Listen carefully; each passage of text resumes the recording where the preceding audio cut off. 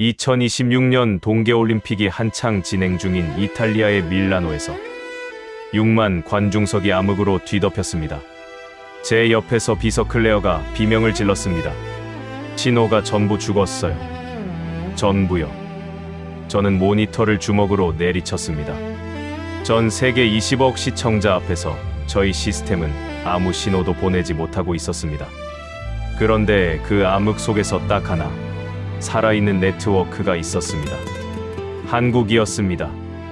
모든 전력이 끊긴 경기장에서 오직 한국의 5G 독립 네트워크만이 전 세계에 영상을 쏘아 보내고 있었죠. 말도 안 돼요. 한국 라인만 살아있어요. 저것만 유일하게요. 1988년 서울올림픽부터 시작된 40년의 집념이 어떻게 전 세계 올림픽의 기술 생태계를 장악했는지, 0.3초라는 숫자가 어떻게 수십억 달러를 무력화시켰는지 지금부터 그 전말을 말씀드리겠습니다. 시작하기 전 구독과 좋아요, 그리고 대한민국 화이팅 댓글로 한국을 응원해주세요. 안녕하세요. 저는 마틴 헤이즈루드입니다. 영국 국제 스포츠 미디어 그룹의 수석 프로듀서이자 이번 밀라노 동계올림픽에서 가장 처참하게 패배한 사람이죠. 저는 올해로 방송업계에 몸담은 지 30년이 됐습니다. 런던, 파리, 도쿄, 베이징까지 전 세계 올림픽 현장을 누비며 중계 시스템을 총괄해왔죠. 유럽 최대 스포츠 미디어 컨소시엄에서 수석 프로듀서라는 직함은 그냥 얻어진 게 아닙니다. 수십 번의 생방송 사고를 수습하고 수백 번의 기술 테스트를 통과하며 쌓아올린 결과였어요. 그래서 이번 밀라노 동계올림픽 기술 총괄 입찰에도 자신이 있었습니다. 아니, 자신감을 넘어서 확신에 가까웠죠. 밀라노 말펜사 공항에 내리자마자 차가운 공기가 폐를 찔렀습니다. 2월에 이탈리아 북부는 생각보다 매서웠어요. 하지만 추위보다 저를 들뜨게 한 건 손에 쥔 서류 가방이었습니다. 안에는 유럽과 일본이 합작한 기술 제안서가 들어 있었거든요. 3개월간 밤을 새며 완성한 역작이었죠.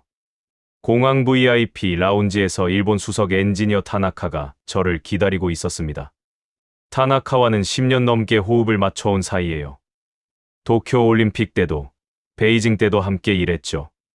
그가 특유의 정중한 미소를 지으며 손을 내밀었습니다. 마틴, 오랜만입니다. 비행은 편하셨습니까? 나쁘지 않았어. 그보다 제안서 최종본 확인했어. 일본 쪽 8K 카메라 스펙 업데이트된 거 맞지? 물론입니다. 소니에서 직접 최종 승인받았습니다.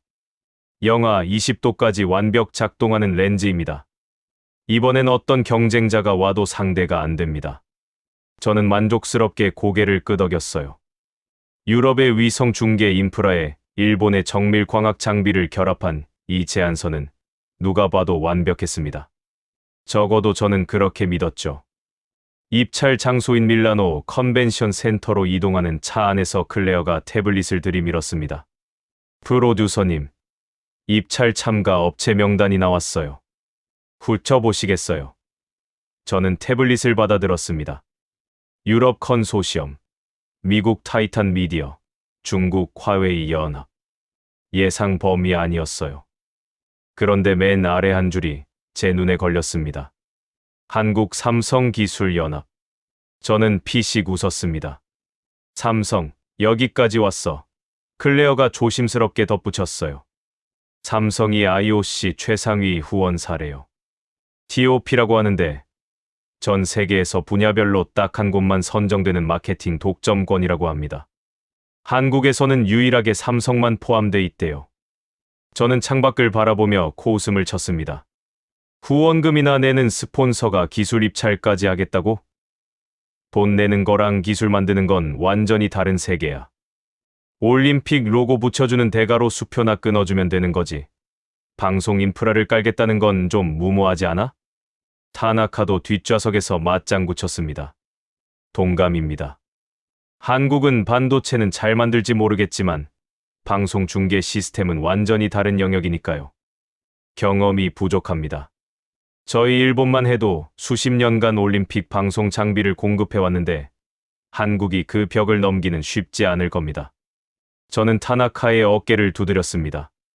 걱정 마. 우리가 질 이유가 없어. 컨벤션 센터에 도착하니 이미 각국 기술진들이 모여 있었습니다. 미국 팀은 거대한 장비 케이스를 끌고 왔고 중국 팀은 인원수로 압도하고 있었죠. 그리고 한쪽 구석에 한국 팀이 조용히 앉아 있었습니다. 인원은 5명 남짓이었어요. 장비도 노트북 몇 대가 전부였죠. 저것 봐. 5명이서 올림픽 기술 총괄을 하겠다고. 저는 타나카에게 눈짓하며 속삭였습니다. 타나카가 손으로 입을 가리며 웃었어요. 아마 데모용 인력만 온 거겠죠. 본지는 따로 있을 겁니다. 그래도 저 규모로는 좀 무리가 있어 보입니다. 하지만 저는 그때 한 가지를 놓치고 있었습니다. 그 5명의 눈빛이었어요. 긴장도 없고 초조함도 없었습니다. 마치 이미 결과를 알고 있는 사람들처럼 차분하게 노트북 화면을 들여다보고 있었죠. 그 여유로움이 뭔지 모르게 거슬렸지만 저는 대수롭지 않게 넘겼습니다. 입찰 대기실에서 각국 대표들끼리 인사가 오갔습니다. 미국 타이탄 미디어의 부사장이 악수를 청해왔고 중국 팀 리더와도 가벼운 눈인사를 나눴죠. 그런데 한국 팀 리더가 저에게 다가왔습니다. 50대 중반으로 보이는 말수가 적어 보이는 남자였어요. 명찰에는 닥터바 삼성올림픽 기술 TF 총괄이라고 적혀 있었습니다. 헤이즈루드 씨, 반갑습니다. 오늘 좋은 발표 기대하겠습니다. 그의 악수는 단단했어요. 저는 형식적으로 악수를 받으며 대답했습니다. 감사합니다. 좋은 경쟁이 되길 바랍니다. 하지만 제 속마음은 달랐죠. 경쟁이라고 부르기엔 체급 차이가 너무 심하지 않나. 저는 제 자리로 돌아가며 클레어에게 속삭였습니다. 저 사람 배경 좀 알아봐. 삼성에서 뭘 했던 사람인지. 클레어가 태블릿을 두드리더니 몇 분 후 보고했어요. 닥터바 삼성전자 반도체 연구소 출신이래요.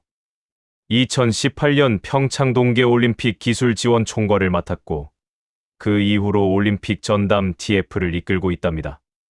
논문도 많고 특허도 상당하대요. 반도체 연구소 출신이 방송 인프라를 하겠다고. 저는 고개를 저었습니다. 칩 만드는 거랑 중계 시스템 구축하는 건 완전히 다른 거야. 아무리 똑똑해도 현장 경험 없으면 소용없어. 우리처럼 30년을 현장에서 뼈 빠지게 굴러본 사람들한테는 안 되지. 저는 제안서를 다시 한번 훑어보며 발표 준비에 집중했습니다. 제 머릿속에 한국 팀은 이미 지워져 있었어요. 진짜 경쟁자는 미국과 중국이라고 생각했거든요. 한국은 그저 참가 실적이나 쌓으러 온 팀이라고 판단했습니다. 그게 저희 첫 번째 실수였어요. 그리고 가장 치명적인 실수였죠. 저는 그때 몰랐습니다. 그 조용한 5명이 품고 있던 것이 무엇이었는지를요. 1988년 서울올림픽에서 시작된 40년의 집념이 그 노트북 안에 전부 들어 있었다는 걸 저는 한참 뒤에야 깨닫게 됩니다. 입찰 발표는 오후 2시에 시작됐습니다. 순서는 추첨으로 정해졌어요. 미국이 첫 번째, 중국이 두 번째, 한국이 세 번째, 그리고 저희 유럽-일본 컨소시엄이 마지막이었습니다. 마지막 순서라는 게 오히려 마음에 들었어요. 앞에서 뭘 하든 저희가 마무리를 장식하면 되니까요. 미국 타이탄 미디어의 발표는 예상대로였습니다. 거대한 자본력을 앞세운 물량 공세였죠. 위성 12기 동시 운용, 카메라 200대 배치, 서버 이중화 시스템. 숫자는 화려했지만 기술적 깊이가 부족했어요. 저는 타나카에게 고개를 기울이며 속삭였습니다. 돈은 많은데 머리가 없어. 전형적인 미국식이야. 타나카가 웃음을 참으며 고개를 끄덕였죠. 중국 팀은 가성비를 앞세웠습니다. 화웨이 장비를 기반으로 한 저비용 고효율 시스템이었어요. 나쁘지 않았지만 IOC 위원들의 표정은 미지근했습니다. 올림픽의 가성비라는 단어는 어울리지 않으니까요. 그리고 한국 차례가 왔습니다. 닥터박이 단상에 올랐어요. 노트북 한 대만 들고서요. 저는 의자에 깊이 등을 기대며 다리를 꼬았습니다. 솔직히 별 기대가 없었어요. 클레어에게 속삭였죠. 이거 끝나면 커피 한 잔 사와. 에스프레소 더블로. 하지만 닥터 박이 첫 마디를 꺼내는 순간 분위기가 묘하게 바뀌었습니다. 저희는 방송을 하러 온 게 아닙니다. 올림픽의 신경계를 구축하러 왔습니다. 회의실이 조용해졌어요. IOC 위원 한 명이 안경을 고쳐 쓰며 앞으로 몸을 기울였습니다. 닥터 박이 노트북을 열자 프로젝터에 3차원 네트워크 구조도가 떠올랐어요. 빨간색, 파란색, 초록색 선들이 복잡하게 얽힌 구조였는데 솔직히 뭔지 잘 모르겠더라고요. 그가 설명을 이어갔습니다. 반도체, 통신, 인공지능을 하나의 생태계로 통합합니다. 카메라가 영상을 찍는 순간부터 전 세계 시청자의 화면에 도달하기까지 중간에 끊어지는 구간이 없습니다. 처리 속도 0.3초. 이건 사실상 실시간입니다. 0.3초라고요? 제 옆에서 미국 팀 부사장이 중얼거렸어요. 저도 속으로 코웃음을 쳤습니다. 0.3초가 가능하다고. 우리 시스템도 4초대인데. 허풍도 적당히 쳐야지. 발표가 끝나자 질의응답 시간이 됐습니다. IOC 기술위원 한 명이 날카로운 질문을 던졌어요. 닥터 박, 인상적인 발표였습니다. 하지만 동계올림픽의 극한 환경을 고려하면 영하 10도 이하에서도 이 시스템이 안정적으로 작동할 수 있다는 근거가 있습니까? 좋은 질문이었어요. 제가 꼭 하고 싶었던 질문이기도 했죠. 저는 이 순간을 기다렸습니다. 한국이 답변에 막힐 거라고 확신했거든요. 그런데 닥터 박이 대답하기도 전에 제 입이 먼저 움직였습니다. 지금 생각하면 그게 제 두 번째 실수였어요. 제가 한 말씀 드려도 되겠습니까? 저는 손을 들고 자리에서 일어났습니다. 위원장님, 동계올림픽 극한 환경 중계는 30년 이상의 현장 경험이 필수입니다. 아무리 반도체 기술이 뛰어나더라도 영하 20도에서 렌즈가 어떻게 반응하는지, 배터리 성능이 얼마나 급락하는지는 현장에서 수백 번 겪어봐야 아는 겁니다. 이론과 현장은 다릅니다. 회의실에 어색한 침묵이 흘렀습니다. 제가 한국 팀 발표 시간에 끼어든 거였으니까요. 몇몇 위원들의 표정이 불편해 보였어요. 하지만 저는 멈추지 않았습니다. 삼성이 IOC 후원사라는 건 잘 알고 있습니다. 훌륭한 스폰서시죠. 하지만 후원금을 내는 것과 기술 인프라를 총괄하는 건 완전히 다른 차원의 문제입니다. 올림픽의 기술적 신뢰성을 스폰서십과 혼동해서는 안 된다고 생각합니다. 제 말이 끝나자 타나카가 자리에서 일어났습니다. 저를 지원 사격하듯이 말이죠. 덧붙이자면 일본은 1964년 도쿄 올림픽부터 방송기술 장비를 공급해왔습니다. 60년의 역사입니다. 극한 환경에서의 광학 장비 운용 경험은 세계 최고 수준이라고 자부합니다. 저는 속으로 쾌재를 불렀어요. 완벽한 협공이었죠. 한국을 사면초가로 몰아넣었다고 생각했습니다. 닥터 박의 표정을 살폈어요. 그가 어떤 반응을 보일지 궁금했거든요. 당황할까, 화를 낼까, 아니면 변명을 늘어놓을까. 그런데 그는 아무 표정 변화도 없었습니다. 그저 조용히 저를 바라보더니 가볍게 고개를 끄덕였어요. 좋은 지적입니다. 결과로 보여드리겠습니다. 그 한 마디뿐이었어요. 변명도, 반박도, 감정적 반응도 없었습니다. 그 담담함이 오히려 거슬렸지만 저는 승리감에 취해 있었기 때문에 대수롭지 않게 넘겼죠. 입찰 결과는 다음 날 발표됐습니다. 이에 상대로 저희 유럽-일본 컨소시엄이 메인 기술 파트너로 선정됐어요. 한국 삼성은 백업 시스템 담당이었습니다. 2군이었죠. 저는 클레어와 하이파이브를 했습니다. 됐어. 이겼다고. 메인은 우리야. 한국은 예비 시스템이나 관리하면 되는 거지. 타나카와 함께 밀라노 시내의 고급 레스토랑에서 축하 만찬을 했어요. 와인잔을 부딪히며 타나카가 말했습니다. 마틴, 완벽한 승리입니다. 당신의 발언이 결정적이었어요.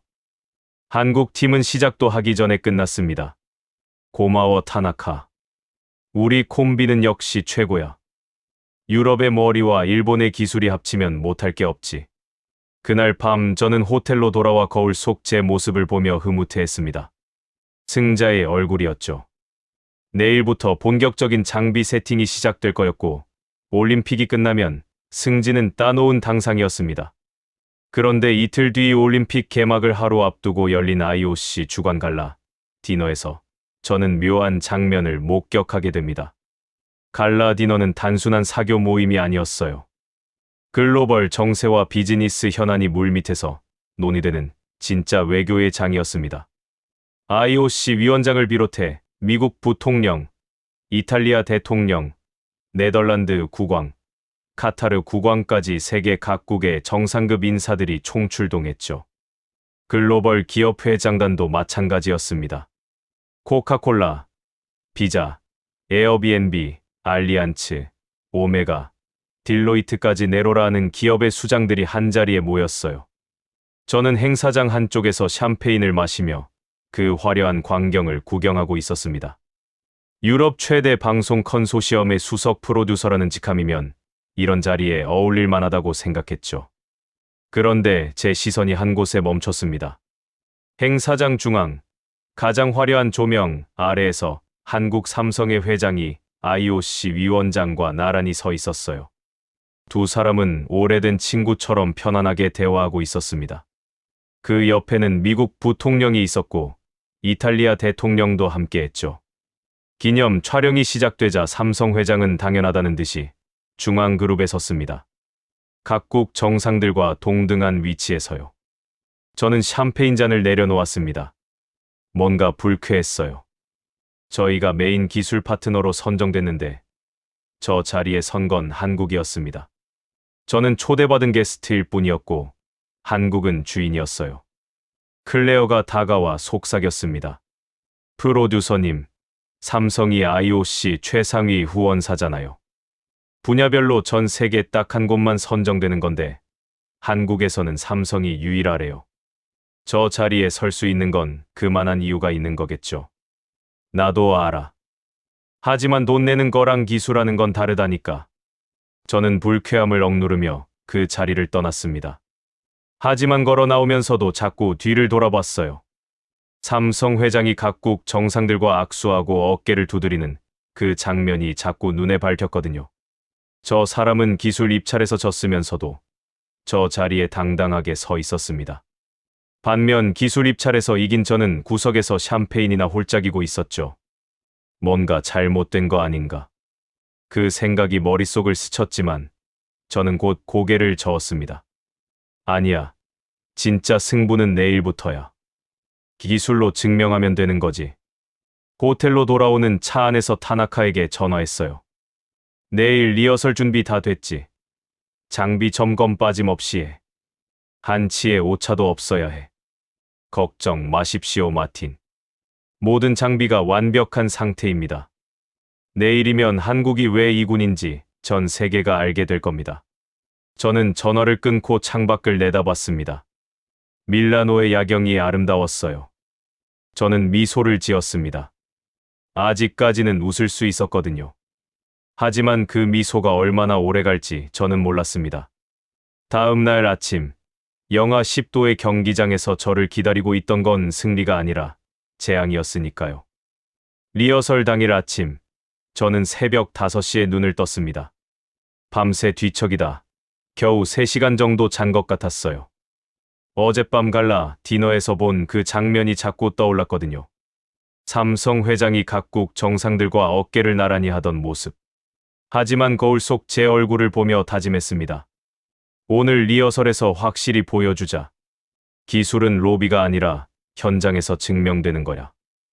야외 경기장으로 향하는 셔틀버스 안. 창밖 온도계가 영하 10도를 가리키고 있었습니다. 클레어가 두꺼운 패딩 안에서도 부들부들 떨고 있었어요. 프로듀서님, 이 추위에 장비가 괜찮을까요? 걱정되네요. 괜찮아. 우리 장비는 극지방에서도 테스트한 거야. 타나카 쪽 소니 렌즈는 영하 20도까지 견디고 우리 서버는 유럽 우주국에서도 쓰는 거라고. 이 정도 추위는 아무것도 아니야. 저는 자신만만하게 대답했습니다. 하지만 속으로는 조금 찜찜했어요. 이탈리아 북부의 겨울 추위가 예상보다 매서웠거든요. 바람이 뼈를 파고드는 것처럼 날카로웠습니다. 경기장에 도착하니 타나카가 이미 와 있었습니다. 그의 뒤로 소니 8K 카메라 5대가 위풍당당하게 세팅돼 있었죠.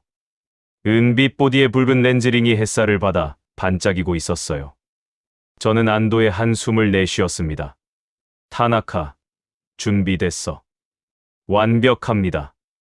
이 카메라들은 일본 홋카이도 설원에서도 문제없이 작동했습니다. 오늘 한국 백업팀 콜을 납작하게 만들어주겠습니다. 그의 자신감이 저에게도 전염됐어요. 저희는 서로 주먹을 맞부딪혔습니다.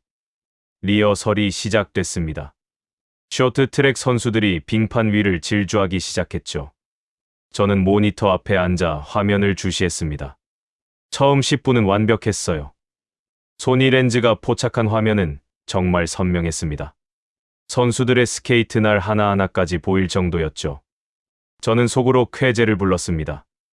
역시 일본 광학 기술은 세계 최고야. 한국이 뭘로 이걸 이기겠어. 하지만 20분이 지나자 뭔가 이상해졌습니다. 화면이 왜 이래? 클레어가 모니터를 가리켰어요. 한 번 카메라 화면이 마치 안개가 낀 것처럼 뿌옇게 흐려지고 있었습니다. 렌즈 점검해. 빨리. 저는 현장 스태프에게 소리쳤습니다. 스태프가 허둥지둥 카메라로 달려갔죠. 그가 렌즈를 확인하더니 난감한 얼굴로 무전을 쳤어요. 프로듀서님, 렌즈에 성에가 꼈습니다. 결로 현상이에요. 뭐라고, 결로? 제 목소리가 떨렸습니다. 결로 현상이라면 차가운 렌즈 표면에 공기 중 습기가 얼어붙는 겁니다. 광학 장비에게는 사용 선고나 다름없는 증상이죠. 저는 타나카에게 달려갔습니다. 타나카, 이게 어떻게 된 거야? 그의 얼굴도 이미 창백해져 있었어요. 5대의 소니 카메라 렌즈가 전부 뿌옇게 변해 있었거든요. 마치 누군가 렌즈에 입김을 불어넣은 것처럼요. 이럴 리가 없습니다. 매뉴얼에는 영하 20도까지 괜찮다고 적혀 있는데. 매뉴얼이 지금 중요해? 눈앞에 화면이 안 나온다고. 저는 고함을 질렀습니다. 제 목소리가 경기장에 울려 퍼졌어요. 주변 스태프들이 움찔하며 저를 쳐다봤지만 신경 쓸 겨를이 없었습니다. 그때 더 끔찍한 소식이 날아왔어요. 프로듀서님, 메인 서버 배터리가 급속도로 방전되고 있습니다. 뭐? 저는 서버 렉으로 뛰어갔습니다. 유럽에서 공수해 온 최신형 서버의 배터리 표시 등이 빨갛게 깜빡이고 있었어요. 영하의 날씨가 리튬 배터리의 성능을 급격히 떨어뜨린 겁니다. 예비 배터리 연결해. 당장. 이미 연결했는데도 계속 떨어집니다. 이 속도면 30분 안에 완전히 다운됩니다. 제 손이 부들부들 떨렸습니다. 추위 때문만은 아니었어요. 공포 때문이었죠. 30년 경력에서 이런 상황은 처음이었습니다. 장비가 동시에 3곳에서 무너지고 있었어요. 카메라 결로, 서버 배터리 방전, 그리고 통신 지연. 마치 도미노처럼 하나가 쓰러지자 전부 무너졌습니다. 날씨 탓이야. 이건 예측 불가능한 변수였어. 저는 스스로를 위로하려 했습니다. 그런데 클레어가 태블릿을 들고 달려왔어요. 프로듀서님, 이거 보셔야 합니다. 그녀가 보여준 화면에는 또 다른 카메라 영상이 재생되고 있었습니다. 그런데 이 화면은 놀라울 정도로 선명했어요. 선수들의 표정은 물론이고 빙판에 튀는 얼음, 조각까지 생생하게 보였습니다. 영하 10도라는 게 믿기지 않을 정도였죠. 이건 어느 카메라야? 한국 서브 카메라입니다. 삼성이 백업용으로 설치한 거예요. 제 입에서 욕이 튀어나올 뻔했습니다. 왜 한국 장비만 멀쩡한 거야? 제 목소리는 거의 비명에 가까웠어요. 저는 그 한국 카메라가 설치된 곳으로 걸어갔습니다. 아니, 비틀거리며 갔다는 표현이 더 정확하겠네요. 그곳에는 젊은 한국 엔지니어 2명이 조용히 모니터를 체크하고 있었습니다. 난리가 난 저희 쪽과는 완전히 다른 분위기였어요. 그들의 카메라 렌즈는 깨끗했습니다. 성에 하나 없이 투명했죠. 어떻게 된 거지? 같은 날씨인데 왜 당신네 렌즈는 멀쩡해? 제가 다그쳐 물었습니다. 한 엔지니어가 공손하게 대답했어요. 저희 렌즈 내부에 나노 코팅 기술을 적용했습니다. 결로 방지 기능이죠. 그리고 배터리는 삼성 반도체의 저온 최적화 칩을 사용하고 있어서 영하 30도까지 안정적으로 작동합니다. 저온 최적화 칩이라고? 네. 1988년 서울 올림픽 때부터 시작된 기술입니다. 올림픽 환경에 맞춘 장비 개발을 거의 40년간 해온 셈이죠. 제 머릿속이 하얘졌습니다. 나노 코팅, 저온 최적화 칩. 저희는 그런 거 생각도 못했어요. 비싼 장비를 사오기만 하면 다 되는 줄 알았습니다. 극지방에서 테스트했다면서요. 그 테스트가 실험실 안 냉동고에서 한 거였다는 걸 그제야 깨달았어요. 실제 야외 환경에서 바람과 습기가 동시에 몰아치는 상황은 완전히 다른 차원이었습니다. 클레어가 제 옆에서 작은 목소리로 말했어요. 프로듀서님, 한국 서부 카메라 신호를 임시로 받을 수 있어요. 계약상 백업 영상은 공유 가능하니까요. 한국 신호를 쓰라고? 제 자존심이 바닥으로 곤두박질 치는 소리가 들렸습니다. 유럽 최대 컨소시엄의 수석 프로듀서가 이군에게 신호를 빌려 쓴다. 30년 커리어가 이 꼴이라니. 하지만 리허설을 망치면 본 경기는 꿈도 못 꿉니다. 좋아, 연결해. 그 두 글자를 내뱉는데 제 모든 힘이 들어갔어요. 모니터에 한국 카메라의 신호가 떴습니다. 너무나 선명한, 너무나 완벽한 화면이었습니다. 저는 그저 멍하니 화면만 바라보고 있었어요. 타나카가 제 옆으로 다가왔습니다. 그의 얼굴은 저보다 더 창백했어요. 마틴, 이건 일시적인 겁니다. 본 경기 때는 제가 반드시 해결하겠습니다. 어떻게? 렌즈 결로를 어떻게 해결하겠다는 거야? 그가 말문이 막혔습니다. 저도 더 이상 물을 힘이 없었어요. 저희 둘 다 답을 모르고 있었거든요. 리허설이 끝나고 숙소로 돌아오는 길에 저는 차 뒷좌석에서 눈을 감았습니다. 머릿속에 그 한국 엔지니어의 말이 맴돌았어요. 1988년 서울 올림픽 때부터 시작된 기술입니다. 40년이라고 했어요. 저희가 30년간 현장 경험을 쌓는 동안 그들은 30년이 아니라 40년간 기술 자체를 만들어 온 거였습니다. 경험이 부족하다고요? 입찰장에서 제가 했던 그 오만한 발언이 부메랑처럼 돌아와 제 뒤통수를 때렸어요. 클레어가 조심스럽게 물었습니다.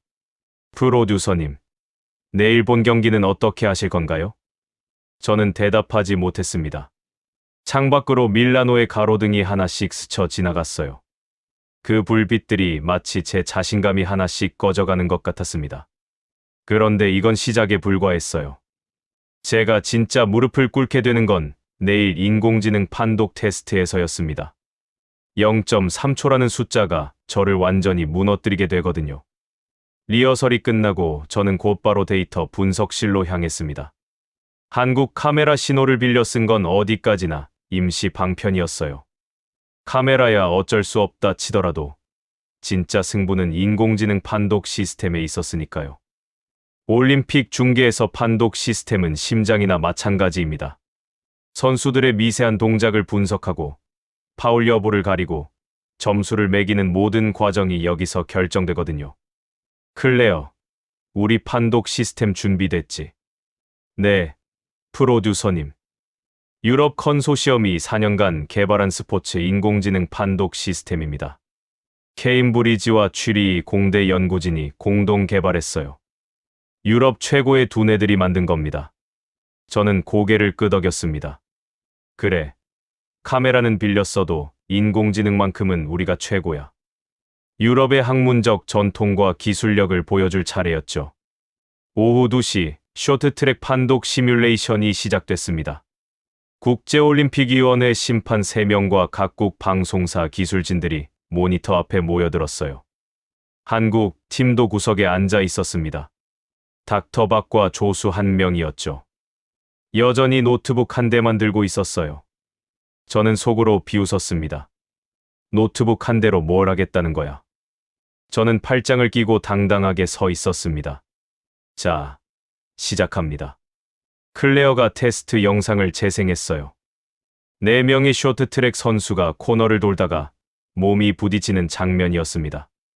누가 먼저 접촉했는지, 파울인지 아닌지 판정해야 하는 상황이죠. 올림픽에서 가장 논란이 많은 순간 중 하나예요. 판도 시작. 저는 자신 있게 명령했습니다. 화면에 로딩바가 나타났어요. 1%, 10%, 20%. 저는 팔을 뒤로 깍지 끼고 여유롭게 기다렸습니다. 30%, 50%. 시간이 좀 걸리네. 70%, 90%. 왜 이렇게 느려? 제 목소리에 짜증이 묻어났습니다. 클레어가 당황한 표정으로 키보드를 두드렸어요. 데이터 처리량이 많아서 그런 것 같습니다. 잠시만 기다려주세요. 마침내 결과가 나왔습니다. 4.2초였어요. 화면에 떠오른 분석 결과를 보는 순간 제 얼굴이 굳었습니다. 3차원 궤적 분석이라고는 하지만 선이 뒤죽박죽이었고 충돌 지점 표시도 애매했어요. 4명의 선수 동선이 엉켜서 누가 누굴 밀었는지 정확히 구분이 안 됐습니다. 게다가 판정 결과가 파울 가능성 63%라니요. 이게 뭐야? 63%가 판정이야? 동전 던지는 것보다 조금 나은 수준이잖아. 저는 이를 악물었습니다. 주변에서 다른 방송사 기술진들이 수근거리는 소리가 들렸어요. 얼굴이 화끈거렸습니다. 그때였습니다. 뒤쪽에서 조용한 목소리가 들려왔어요. 저희 시스템으로 한번 돌려볼까요? 저는 뒤를 돌아봤습니다. 닥터 박이 서 있었어요. 여전히 무표정했지만 눈빛만은 차분하게 빛나고 있었죠. 됐습니다. 우리 시스템으로 충분합니다. 저는 손사래를 쳤어요. 한국 시스템에 기회를 주고 싶지 않았거든요. 비교 자체를 원하지 않았습니다. 하지만 IOC 심판 한 명이 끼어들었어요. 헤이즈루드 씨, 공정한 비교를 위해서라도 여러 시스템을 테스트해봐야 하지 않겠습니까? 올림픽은 0.001초의 오차도 허용할 수 없으니까요. 제 입이 바짝 말랐습니다. 거절할 명분이 없었어요. IOC 심판의 요청을 무시할 수는 없으니까요. 좋습니다. 해보시죠. 저는 최대한 무덤덤하게 대답했습니다. 하지만 제 심장은 미친 듯이 뛰고 있었어요. 뭔가 불길한 예감이 들었거든요.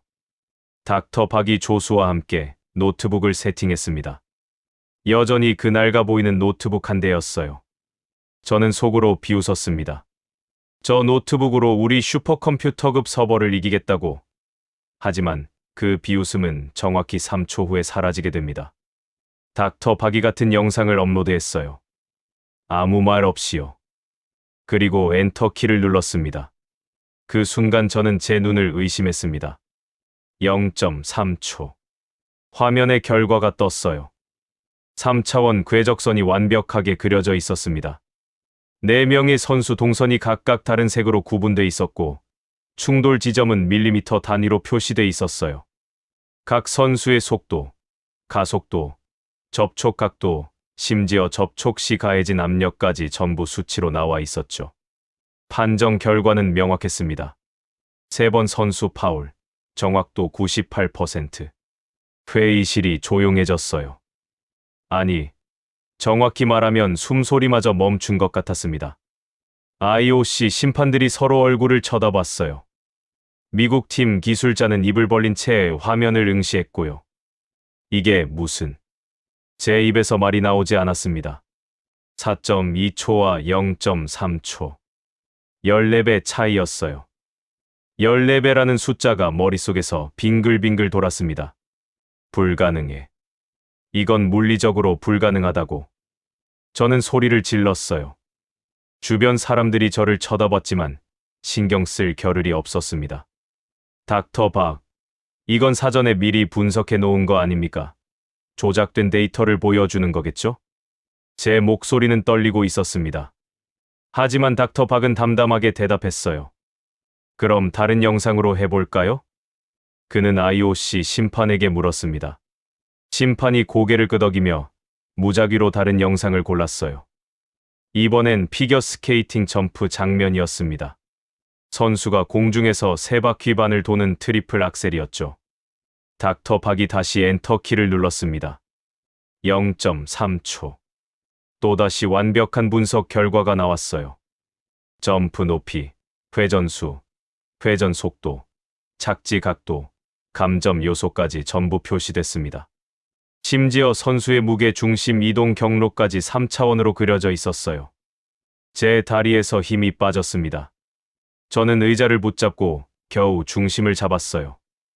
어떻게 이런 속도가 가능하죠? 클레어가 떨리는 목소리로 물었습니다. 닥터 박의 조수가 설명했어요. 삼성 반도체의 엑시노스 인공지능 칩과 파운드리 3나노 공정 기술을 결합한 시스템입니다. 기존 칩보다 데이터 처리 속도가 27배 빠르죠. 여기에 자체 개발한 영상 분석 알고리즘을 더했습니다. 27배라고? 네. 그리고 이건 단순히 빠르기만 한 게 아닙니다. 모든 데이터가 삼성의 통합 네트워크를 통해 실시간으로 연동됩니다. 카메라가 찍고, 반도체가 처리하고, 인공지능이 분석하고, 통신망이 전송하는 과정이 하나의 생태계로 묶여 있어요. 중간에 끊어지는 구간이 없습니다. 저는 더 이상 듣고 싶지 않았습니다. 귀를 막고 싶었어요. 하지만 제 몸은 꼼짝하지 않았죠. 입찰장에서 닥터 박이 했던 말이 떠올랐습니다. 올림픽의 신경계를 구축하러 왔습니다. 그때는 허풍이라고 비웃었는데 진짜였어요. 이건 단순한 판독 프로그램이 아니었습니다. 반도체에서 통신까지, 하드웨어에서 소프트웨어까지 전부 하나로 연결된 생태계였어요. 저희처럼 이 회사 카메라, 저 회사 서버, 또 다른 회사 통신망을 짜깁기 한 것과는 차원이 달랐습니다. 클레어가 제 귀에 속삭였어요. 프로듀서님, 레이턴시가 0.3초라는 건 실시간 중계에서 사실상 무지연이라는 뜻이에요. 우리 시스템은 4.2초니까 시청자들이 경기장 환호 소리를 먼저 듣고 화면은 나중에 보게 되는 거예요. 방송 사고 수준입니다. 저는 주먹을 꽉 쥐었습니다. 손톱이 손바닥을 파고들었죠. 데이터를 조작한 거야. 분명 뭔가 트릭이 있을 거라고. 저는 중얼거렸습니다. 하지만 제 목소리에는 확신이 없었어요. 이미 무작위 영상 2개로 같은 결과를 봤으니까요. IOC 심판들이 잠시 논의를 했습니다. 저는 그들의 표정을 읽으려 애썼어요. 제발 우리 시스템도 괜찮다고 말해줘. 하지만 돌아온 건 냉정한 판결이었습니다. 헤이즈루드 씨, 공식 판독 시스템은 한국 측 장비를 메인으로 사용하겠습니다. 정확도와 속도 면에서 압도적이니까요. 잠깐만요. 우리 시스템도 충분히. 물론 유럽 컨소시엄 시스템도 백업으로 활용하겠습니다. 하지만 메인은 삼성으로 결정됐습니다. 이건 시청자와 선수 모두를 위한 결정입니다. 제 입에서 더 이상 말이 나오지 않았습니다. 메인과 백업이 뒤바뀐 거예요. 입찰에서 저희가 메인이었고 한국이 백업이었는데 실전에서는 완전히 역전된 겁니다. 회의실 문을 나서는데 다리가 휘청거렸어요. 클레어가 제 팔을 붙잡았습니다. 프로듀서님, 괜찮으세요? 괜찮아. 괜찮다고. 저는 거짓말을 했습니다. 전혀 괜찮지 않았어요. 복도를 걷는데 닥터 박이 저를 스쳐 지나갔습니다. 그는 저를 쳐다보지도 않았어요. 그냥 묵묵히 걸어갔죠. 리허설 때 한국 엔지니어들이 그랬던 것처럼요. 그 무관심이 더 무서웠습니다. 마치 저희는 상대할 가치조차 없다는 듯이 말이에요. 저는 빈 회의실에 들어가 문을 닫았습니다. 의자에 주저앉아 천장을 올려다봤어요. 1997년이라고 했던가. 삼성이 IOC 최상위 후원사가 된 게요. 그때부터 지금까지 거의 30년이에요. 저는 그동안 그들이 그냥 수표나 끊는 스폰서인 줄 알았습니다. 하지만 틀렸어요. 그들은 30년 동안 조용히 칼을 갈고 있었던 겁니다.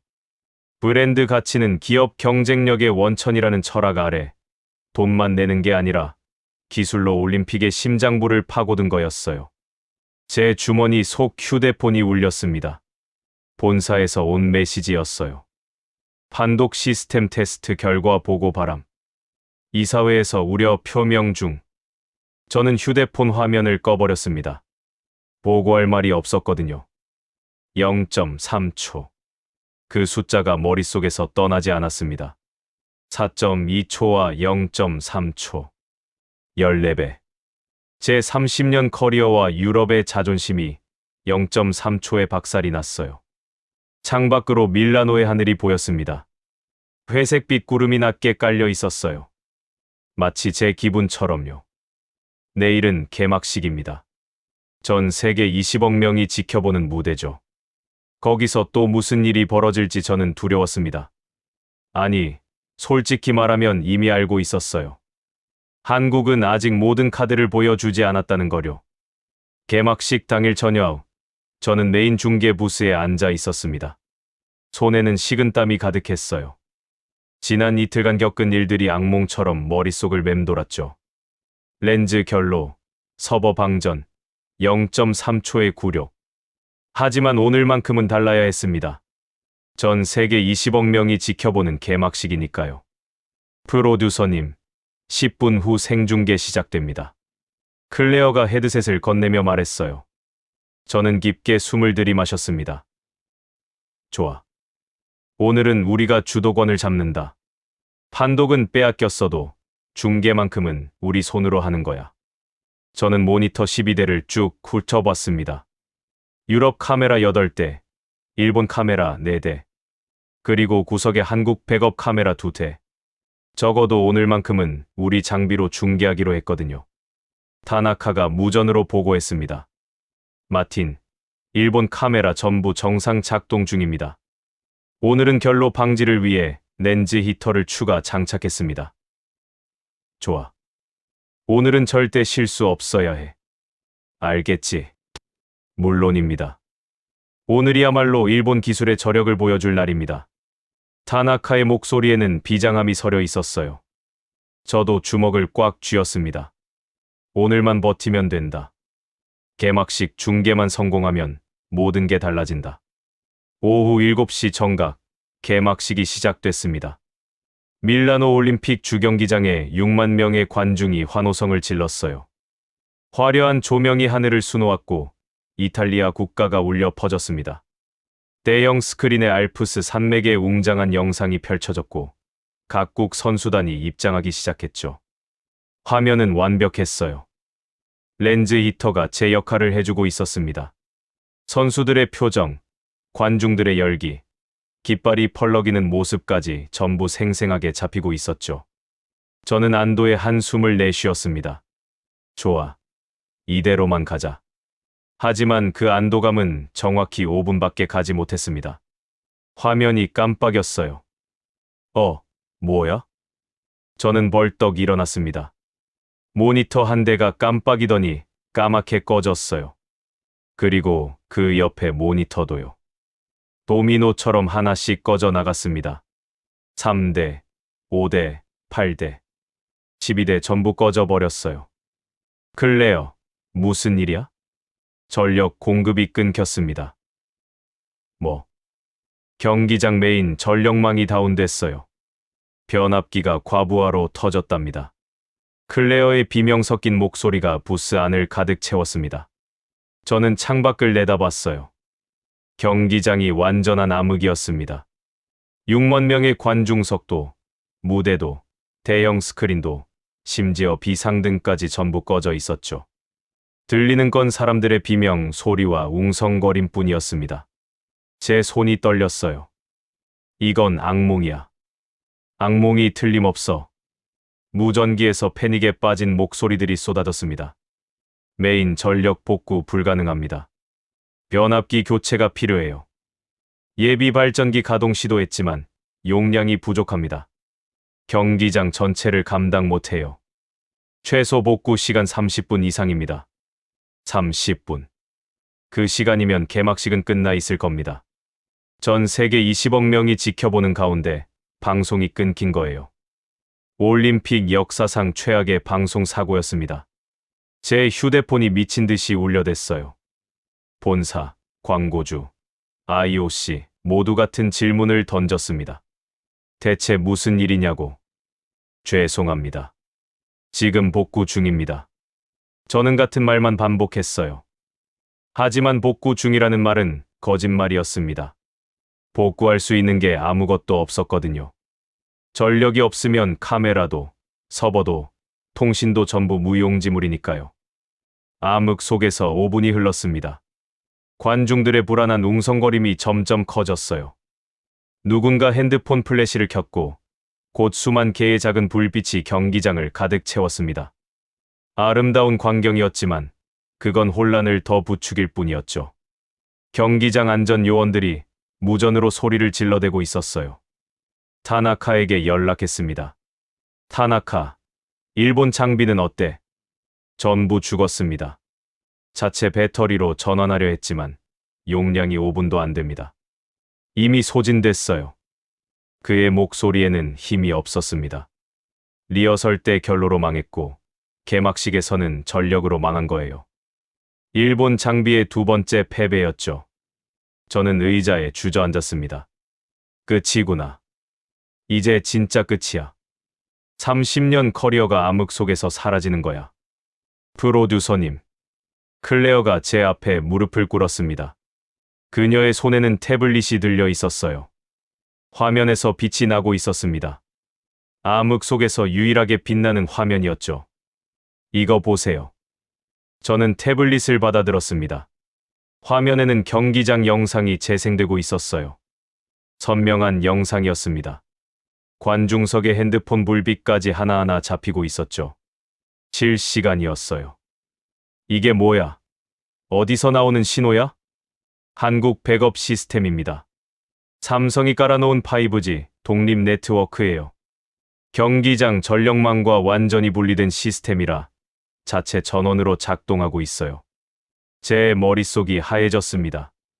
뭐라고? 전력이 끊겼는데 어떻게 작동해? 독립 네트워크예요. 자체 배터리와 자체 통신망으로 운영됩니다. 경기장 전력과는 아무 상관이 없어요. 저는 태블릿 화면을 뚫어지게 쳐다봤습니다. 모든 장비가 죽은 이 암흑 속에서 한국 시스템만 홀로 살아 숨 쉬고 있었어요. 카메라도 돌아가고 통신도 작동하고 서버도 살아 있었습니다. 마치 정전 따위는 상관없다는 듯이요. 파리 올림픽이 떠올랐습니다. 그때도 한국은 갤럭시 플립 하나로 전 세계를 뒤집었어요. 선수들이 시상대에서 찍은 셀피가 소셜미디어를 도배했죠. 세계가 열광했습니다. 그런데 이번엔 셀피가 아니었어요. 통신망 하나로 올림픽 자체를 살려내고 있었습니다. 클레어가 추가 보고를 했어요. 프로듀서님, 지금 한국 신호를 받고 있는 방송사들이 있어요. 한국 KBS는 물론이고 긴급 연결에 성공한 몇몇 아시아 방송사들이 정상 중계 중입니다. 전 세계에서 지금 개막식을 볼 수 있는 건 한국 네트워크를 통한 영상뿐이에요. 제 손에서 태블릿이 미끄러질 뻔했습니다. 한국만 중계하고 있다고? 20억 시청자 중에 한국 신호를 받는 사람들만 개막식을 보고 있다는 거야? 네. 지금 소셜미디어에서 한국 중계 화면 캡처가 폭발적으로 퍼지고 있어요. 전 세계 시청자들이 한국 채널로 몰리고 있습니다. 저는 주먹으로 무릎을 내리쳤습니다. 우리가 수십억을 쏟아부은 중계 시스템은 전력 하나 끊기자 종이장처럼 무너졌는데 한국의 백업 시스템은 아무 일 없다는 듯이 전 세계에 신호를 쏘고 있었어요. 백업이 메인을 완전히 삼켜버린 겁니다. 부스 안이 아수라장이었습니다. 스태프들이 소리를 지르며 뛰어다녔어요. 누군가 울기 시작했죠. 제 휴대폰은 쉴 새 없이 울렸고 무전기에서는 비명 섞인 보고가 끊이지 않았습니다. 프로듀서님, 클레어가 제 앞에 다시 섰습니다. 그녀의 눈에는 눈물이 고여 있었어요. 한국 라인에 연결하세요. 지금 당장요. 아직 늦지 않았어요. 그건 항복이야. 항복이 아니에요. 생존이에요. 지금 연결하지 않으면 우리 신호만 전 세계에서 유일하게 빠지는 거예요. 다른 방송사들은 이미 한국 네트워크에 긴급 접속하고 있다고요. 뭐, 다른 데도 연결하고 있어? 네. 미국 타이탄 미디어가 5분 전에 접속했고, 프랑스, 독일도 지금 요청 중이래요. 우리만 빠져 있어요. 저는 눈을 감았습니다. 클레어뿐만 아니라 부스 안에 있는 30명의 스태프 전원이 저를 쳐다보고 있었어요. 그들의 눈빛이 말하고 있었습니다. 제발 결정해달라고. 자존심 때문에 모두를 끝장내지 말아달라고. 저는 천천히 일어났습니다. 손은 떨리고 있었지만 목소리만큼은 또렷하게 내뱉었어요. 모두 들어. 부스가 조용해졌습니다. 지금부터 유럽 라인 전부 끊어. 한국 5G 네트워크에 연결한다. 당장. 프로듀서님, 정말로요? 망설일 시간 없어. 움직여. 제 고함에 사람들이 움직이기 시작했습니다. 클레어가 한국기술통제실에 긴급 연락을 취했어요. 닥터 박님, 긴급 상황입니다. 유럽 컨소시엄 연결 요청드립니다. 몇 초의 침묵이 흘렀습니다. 그 몇 초가 몇 시간처럼 느껴졌어요. 그러더니 닥터 박의 차분한 목소리가 들려왔습니다. 알겠습니다. 3분 드리겠습니다. 3분. 저는 시계를 뚫어지게 쳐다봤습니다. 1분이 지났어요. 모니터 화면에 코드들이 빠르게 흘러갔습니다. 2분이 지났어요. 기술진이 키보드를 미친 듯이 두드렸죠. 2분 50초. 연결 완료. 갑자기 12대의 모니터가 동시에 켜졌습니다. 화면이 선명했어요. 너무나 선명했습니다. 경기장의 암흑 속에서도 관중들의 표정이 보였고 무대 위 공연자들의 의상 디테일까지 잡히고 있었어요. 진호 확인. 지연 0.1초. 화질 8K. 완벽합니다. 부스 안에 환호성이 터져 나왔습니다. 스태프들이 서로 껴안았어요. 하지만 저는 웃을 수 없었습니다. 모니터 구석에 작은 로고가 떠 있었거든요. 삼성 네트워크 지원. 제 자존심이 산산조각 나는 소리가 선명하게 들렸습니다. 10분 후 경기장 전력이 복구됐습니다. 조명이 다시 켜졌어요. 하지만 이미 늦었습니다. 정전이 일어난 10분 동안 전 세계가 목격한 건 하나의 사실이었어요. 모든 시스템이 죽었을 때 유일하게 살아남은 건 한국이었다는 것. 수십억 달러짜리 유럽 장비도 60년 역사의 일본 기술도 전력 앞에서는 속수무책이었지만 한국만은 달랐습니다. 아무 것에도 의존하지 않는 완전한 독립 시스템. 그게 한국의 진짜 무기였어요. 무전기에서 IOC의 긴급 메시지가 들려왔습니다. 이번 정전 사태에서 삼성 5G 독립 네트워크가 유일하게 중계를 유지한 점을 높이 평가합니다. 향후 모든 올림픽 중계의 기간 네트워크를 삼성 시스템으로 전환하는 안을 검토하겠습니다. 기간 네트워크 전환. 그 말의 무게가 제 어깨를 짓눌렀습니다. 이건 더 이상 백업이니 메인이니 하는 수준의 이야기가 아니었어요. 올림픽 중계의 뼈대 자체를 한국이 가져가겠다는 뜻이었습니다. 클레어가 조심스럽게 다가왔어요. 프로듀서님, 소셜미디어 반응이 왔어요. 트위터 실시간 트렌드 1위가 삼성 5G 올림픽이래요. 유튜브 실시간 시청자 수가 5억을 돌파했고요. 전부 한국 네트워크를 통한 시청자입니다. 저는 아무 말도 하지 못했어요. 5억 명이 한국의 기술로 개막식을 본 겁니다. 저희가 쏟아부은 수십억 달러의 장비는 10분간 먹통이었고 그 10분이 모든 걸 결정해버렸어요. 타나카에게 무전을 쳤습니다. 타나카, 괜찮아? 잠시 침묵이 흘렀어요. 마틴, 이건 반칙입니다. 완전히 반칙이에요. 하지만 그의 목소리에는 힘이 없었습니다. 변명이었어요. 저도 같은 변명을 하고 싶었지만 입이 열리지 않았습니다. 개막식이 끝났습니다. 경기장에 우레와 같은 박수가 터졌어요. 불꽃놀이가 밤하늘을 수놓았습니다. 아름다운 장면이었죠. 하지만 그 아름다운 장면을 전 세계에 전달한 건 저희 장비가 아니었습니다. 저는 부스에 홀로 남았어요. 모니터 구석에 삼성 네트워크 지원이라는 글자가 자꾸 눈에 밝혔습니다. 저는 천천히 의자에 앉았어요. 창밖으로 경기장 조명이 다시 켜져 있었습니다. 전력이 복구된 거죠. 하지만 우리에게 복구된 건 아무것도 없었습니다. 클레어가 마지막으로 물었어요. 프로듀서님, 내일 어떻게 하실 건가요? 저는 대답하지 못했습니다. 내일이 무서웠거든요. 오늘 하루만으로도 이미 충분히 무너졌는데 내일은 또 뭐가 기다리고 있을지. 하지만 진짜 충격은 아직 남아 있었습니다. 내일 저는 제가 믿었던 동맹의 진짜 얼굴을 보게 되거든요. 그리고 그 순간 제 세계관은 완전히 산산조각이 나게 됩니다. 개막식 다음 날 아침, 저는 거울 속 제 모습을 보며 한숨을 쉬었습니다. 눈 밑에 다크서클이 짙게 내려앉아 있었어요. 어젯밤 한숨도 못 잤거든요. 모니터 구석에 떠있던 삼성 네트워크 지원이라는 글자가 자꾸 눈앞에 어른거렸습니다. 오늘부터는 달라질 거야. 중계를 정상화시키면 돼. 저는 스스로에게 다짐했습니다. 하지만 제 목소리에는 확신이 없었어요. 오전 9시 사무실 문이 거칠게 열렸습니다. 클레어가 태블릿을 들고 뛰어들어왔어요. 프로듀서님, 큰일 났습니다. 뭐가? 유럽 방송사들이 집단 항해 메일을 보냈어요. 어제 우리가 송출한 화면 품질이 형편없었대요. 제 손에서 커피잔이 떨어질 뻔했습니다. 클레어가 태블릿을 제 앞에 내밀었어요. 화면에는 프랑스, 독일, 영국 방송사들의 항해 메일이 줄줄이 떠 있었습니다. 정전 이전 구간에서도 화면, 지연이 사초나됐대요. 관중들의 환호가 먼저 들리고 화면이 나중에 나왔다고요. 색감이 뿌옇고 선명도가 떨어진다는 불만도 있고요.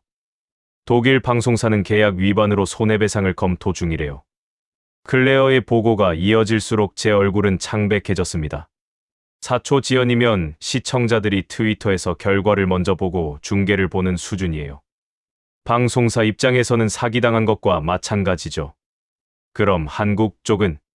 한국 KBS가 송출한 화면은 완벽했답니다. 지연 0.3초, 8K 화질, 색감까지 흠잡을 데가 없었대요. 독일 방송사가 비교 캡처 화면까지 첨부해서 보냈어요. 우리 화면이랑 한국 화면이 나란히 놓여 있는데 솔직히 같은 경기를 찍은 건지 의심될 정도예요. 저는 책상을 주먹으로 내리쳤습니다. 볼펜 꽂이가 와르르 쏟아졌죠. 같은 경기장, 같은 시간, 같은 올림픽인데 품질이 이렇게 차이가 나다니요. 저희가 수십억을 쏟아부은 장비가 한국 백업 시스템에 완패한 겁니다. 타나카 불러. 당장. 10분 후 타나카가 제 사무실에 들어왔습니다. 평소와 달리 그의 얼굴에는 미소가 없었어요. 눈 밑에 다크서클이 저보다 더 짙었죠. 마틴, 저도 상황을 알고 있습니다. 알고만 있으면 뭐해요? 당신이 소니 장비가 세계 최고라고 했잖아요. 60년 역사라면서요. 영하 20도까지 완벽하다면서요. 제 목소리가 높아졌습니다. 타나카가 당황한 표정으로 손을 내저었어요. 진정하십시오. 저도 본사와 통화했습니다. 기술진이 추가로 도착해서 렌즈 히터를 보강할 겁니다. 렌즈 히터 보강으로 될 문제가 아니에요. 우리는 지금 계약 위반으로 고소당할 처지라고요. 독일 방송사가 법무팀을 가동했다는데 히터 달겠다고요? 타나카가 잠시 침묵했습니다. 그러더니 목소리를 낮춰 말했어요. 한 가지 방법이 있긴 합니다. 뭔데요? 한국 쪽 장비를 일부 빌려 쓰는 겁니다. 물론 겉으로는 우리 장비인 것처럼 하고요. 로고만 가리면 됩니다. 제 입이 떡 벌어졌습니다. 뭐라고? 당신이 그런 말을 해. 매번 한국 무시하던 사람이. 이건 현실적인 선택입니다. 올림픽이 끝날 때까지만이라도. 안 돼. 우리의 자존심이 달린 문제라고. 저는 단호하게 거절했습니다. 타나카가 한숨을 쉬더니 일어섰어요. 그럼 다른 방법을 찾아보겠습니다. 제가 직접 알아보죠. 그는 서둘러 사무실을 나갔습니다. 뭔가 이상했어요. 평소의 정중함이 아니라 뭔가 쫓기는 사람처럼 급했거든요. 그의 등이 굽어 보였습니다. 오후 2시, 저는 경기장을 돌아다니며 상황을 점검했습니다. 쇼트트랙 예선전이 1시간 후에 시작될 예정이었어요. 제 마지막 기회였죠. 메인 중계실을 지나는데 한국 엔지니어들이 장비를 조립하고 있는 게 보였습니다. 그들의 손놀림은 빠르고 정확했어요. 마치 외과 의사처럼 군더더기가 없었습니다. 부러우면 지는 거야. 저는 중얼거리며 발걸음을 옮겼습니다. 경기장 뒤편 장비 창고 쪽을 지나가는데 익숙한 목소리가 들렸어요. 타나카였습니다. 저는 무의식적으로 그 소리가 나는 쪽으로 다가갔습니다. 창고 문틈 사이로 안이 들여다 보였어요. 그리고 저는 제 눈을 의심했습니다. 타나카가 허리를 깊이 숙이고 있었습니다. 한국 엔지니어 2명 앞에서요. 그의 손에는 작은 부품 상자가 들려 있었어요. 부탁입니다. 이 렌즈 모듈만 빌려 주십시오. 로고는 완전히 가리겠습니다. 아무도 모르게 할 테니까요. 타나카의 목소리는 떨리고 있었습니다. 비굴했어요. 2시간 전 제 사무실에서 자신만만하게 다른 방법을 찾아보겠다고 했던 그 사람이 맞는지 의심스러울 정도였습니다. 한국 엔지니어 한 명이 고개를 저었어요. 타나카 씨, 이건 규정 위반입니다. 각 방송사는 자체 장비를 사용해야 해요. 저희도 마음대로 빌려드릴 수가 없습니다. 알고 있습니다. 하지만 우리 렌즈가 계속 결로 현상이 일어나서요. 제발 이번 한 번만 도와주십시오. 타나카가 더 깊이 고개를 숙였습니다. 거의 90도에 가까웠어요. 일본 사람이 저 정도로 고개를 숙인다는 건 완전한 항복의 표시라는 걸 저도 알고 있었습니다. 저는 그 장면을 보며 뒷걸음질 쳤어요. 심장이 미친 듯이 뛰었습니다.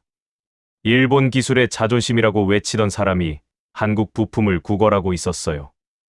60년 역사가 40년 역사 앞에 무릎을 꿇은 겁니다.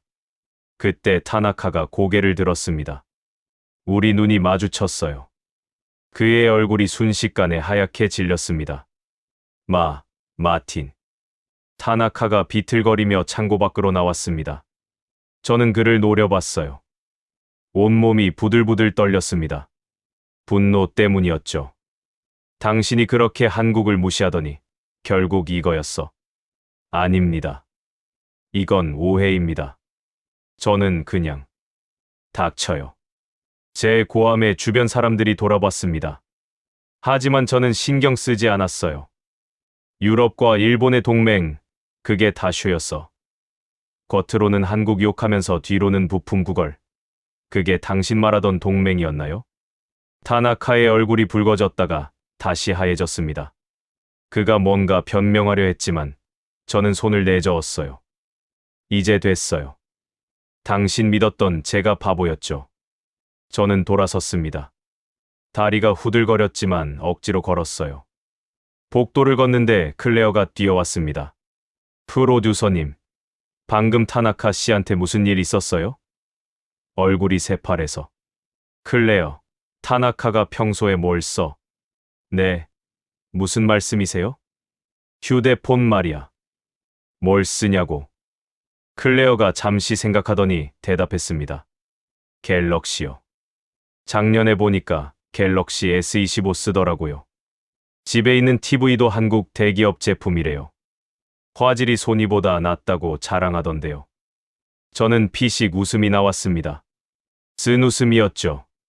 그 사람, 회의 때마다 한국 제품 쓰지 말라고 난리였잖아. 일본 기술이 세계 최고라면서요. 결국 자기는 다 쓰고 있었네. 클레어도 이제야 상황을 이해한 듯 입을 다물었어요. 저는 창밖을 내다봤습니다. 경기장 위로 태극기가 펄럭이고 있었어요. 올림픽 기간이라 각국 국기가 걸려 있었는데 유독 태극기만 눈에 들어왔습니다. 바람에 나부끼는 그 모습이 마치 저를 비웃는 것 같았어요. 클레어, 우리 동맹은 처음부터 없었던 거야. 프로듀서님, 타나카는 껍데기만 일본이었어. 속은 이미 한국에 항복한 상태였고 그런 사람한테 기대를 걸었던 내가 멍청했지. 제 목소리는 떨리고 있었습니다. 화가 나서가 아니었어요. 허탈해서였죠.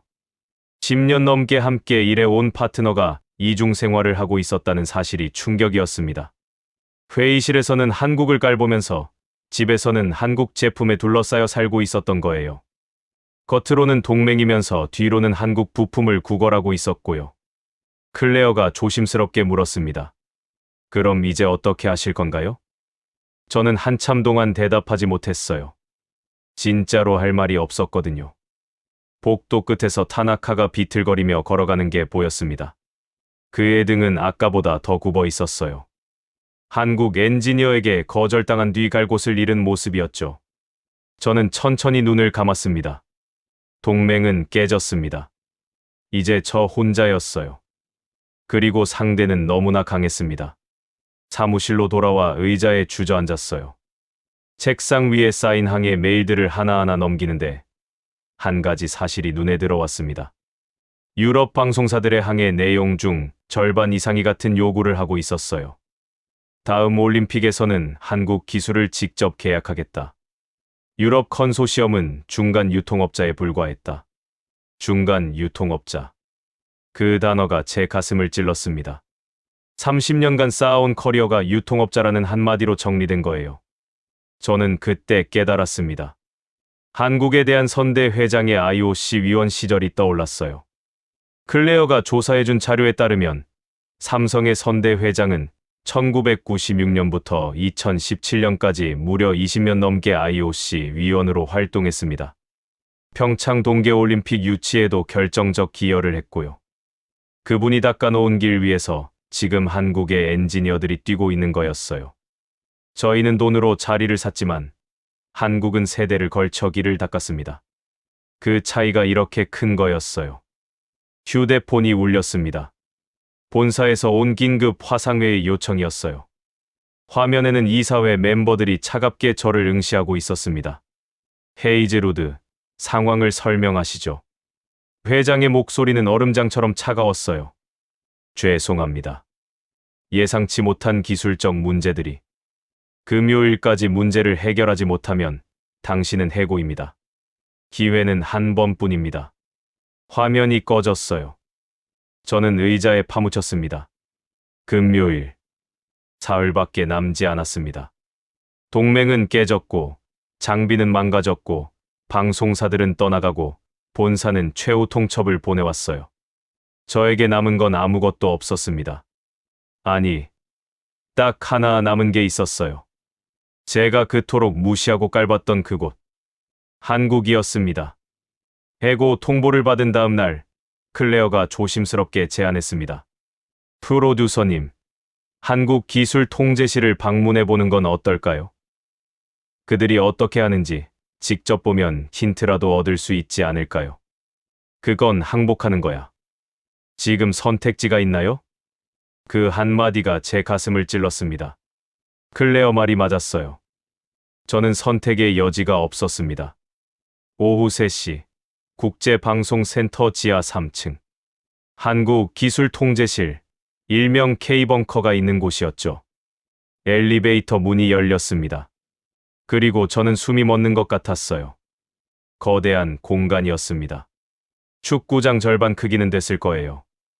벽면 전체가 모니터로 둘러싸여 있었고 수십 명의 엔지니어들이 각자의 자리에서 조용히 일하고 있었습니다.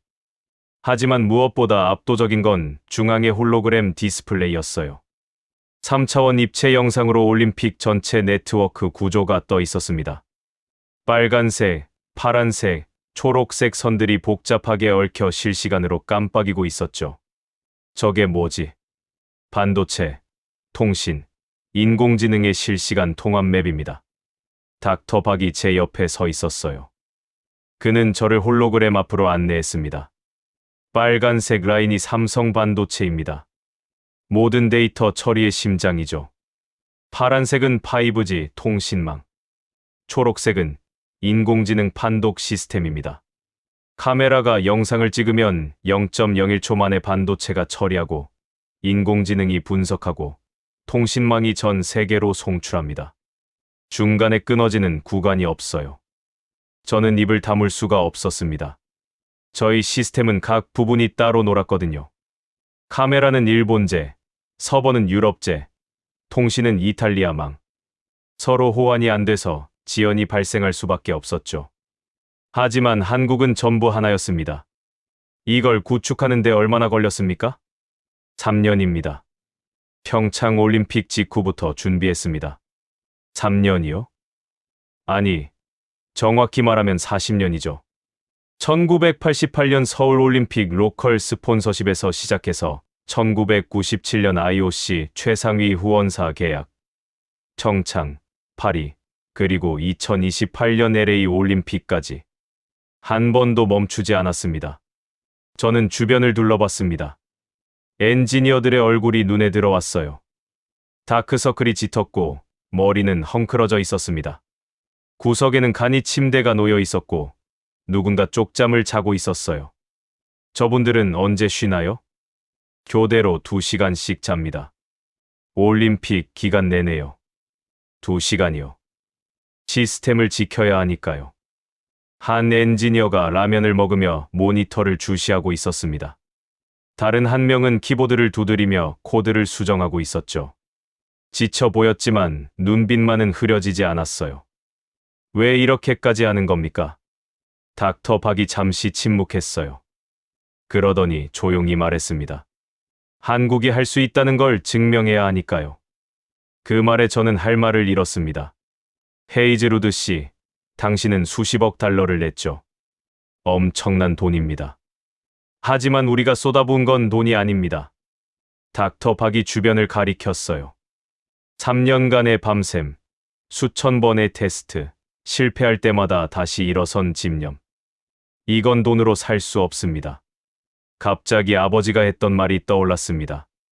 마틴, 1988년 서울 올림픽을 아느냐?